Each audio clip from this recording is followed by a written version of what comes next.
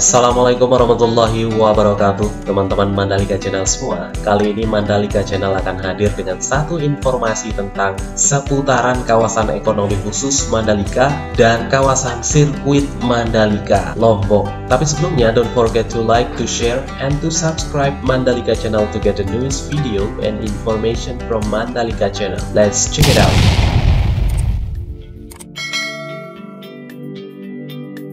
Dilansir dari Koran Merah Lombok, konflik lahan di kawasan ekonomi khusus Mandalika, yaitu KEK Mandalika, hingga kini masih menjadi isu hangat. Meski sudah menjadi program skala nasional, namun persoalan lahan ini belum juga usai. Di satu sisi, sekitar Februari-Maret mendatang, Dorna selaku operator MotoGP menjadwalkan akan menggelar sesi latihan. Sejumlah warga pemilik lahan di areal MotoGP Mandalika didampingi tim kuasa hukum pada hari Jumat lalu, tanggal 14 Agustus, sempat mendatangi kantor Komisi Nasional Hak Asasi Manusia alias Komnas HAM RI di Jakarta. Kedatangan mereka melaporkan kasus sengketa tanah di areal MotoGP Mandalika. Dalam surat laporan 005-STPL-KH-8-2020 tersebut dijelaskan bahwa Komnas HAM sudah menerima laporan dan aduan masyarakat. Setelah mendengar aduan perwakilan masyarakat, Komnas HAM melampirkan surat yang poinnya selama pengaduan tersebut berproses di Komnas HAM Republik Indonesia, pihak terlapor ITDC untuk menghentikan rencana penggusuran dan menghormati hak-hak pengadu, terutama terkait hak atas kesejahteraan sehubungan dengan hak kepemilikan tanah dan tempat tinggal, serta berkehidupan yang layak, sebagaimana diatur dalam Undang-Undang Nomor 39/1999 tentang Hak Asasi Manusia. Setelah melaporkan adanya indikasi pelanggaran hak di KEK Mandalika, Yayasan Peduli Wisata Indonesia (YPWI) menginisiasi webinar nasional, rapat virtual via Zoom dengan tema Mandalika Merdeka atau Terluka. Webinar yang dilaksanakan Jumat tanggal 21 Agustus mulai pukul 14.00 sampai 16.00 waktu Indonesia Barat ini dengan narasumber Komisioner Komnas HAM RI BK Ulung Hapsara, Manajer HakAsasi.id Daiwin Prayogo, Lokataru Indonesia Haris Azhar, dan dengan moderator Alip Purnomo.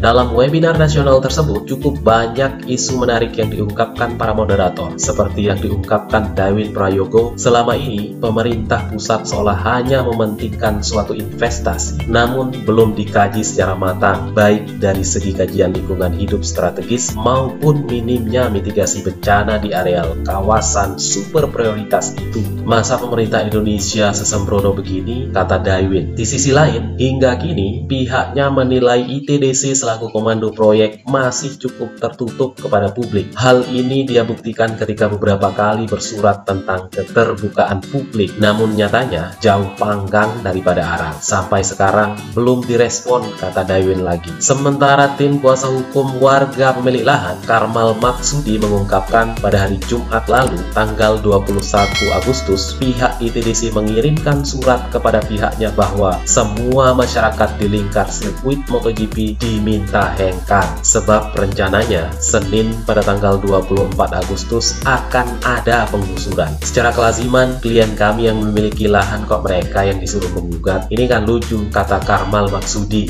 Ini kan ITDC hanya bertahan dengan kekuatan surat hak pengelolaan lahan. Tapi bagaimana proses terbitnya HPL ini tidak mau disampaikan kepada kami. Makanya belum bisa selesai sampai saat ini. Kami harapkan Komnas HAM bisa membantu kami agar tidak ada pelanggaran HAM yang terjadi atas proyek nasional di Mandalika ini. Begitu harapnya. Sementara Komisioner Komnas HAM RI BK Ulung Hapsar menegaskan bahwa masalah proyek nasional di Mandalika harus memperhatikan HAM.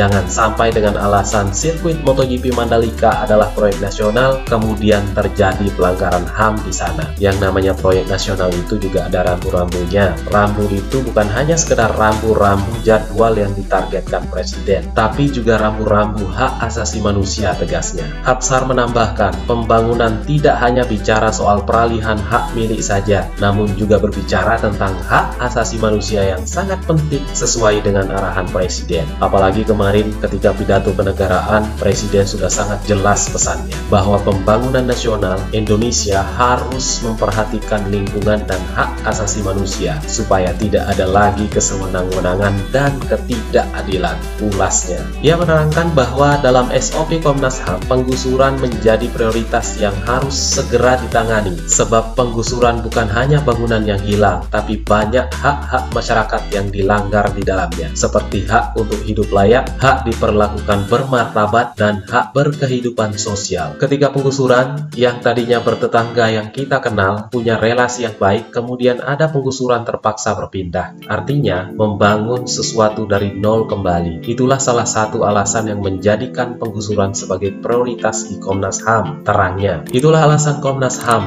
lanjut Aspar, meminta pihak ITDC selaku developer untuk menghentikan rencana penggusuran terhadap lahanan orang-orang yang masih atau sedang memperjuangkan hak-haknya. Intinya, ITDC hentikan dulu karena masih ada orang yang mempertahankan haknya. Sebelum rencana penggusuran, kami dari Komnas HAM akan turun langsung memperjuangkan hak masyarakat. Itulah janjinya. Baik teman-teman semuanya, itulah tadi satu informasi tentang kawasan ekonomi khusus Mandalika beserta sirkuit Mandalikanya. Semoga informasi ini bisa bermanfaat buat kita semua. Dan sekali lagi, don't forget to like, to share, and to subscribe Mandalika channel to get the newest video and information from Mandalika channel. Wassalamualaikum warahmatullahi wabarakatuh.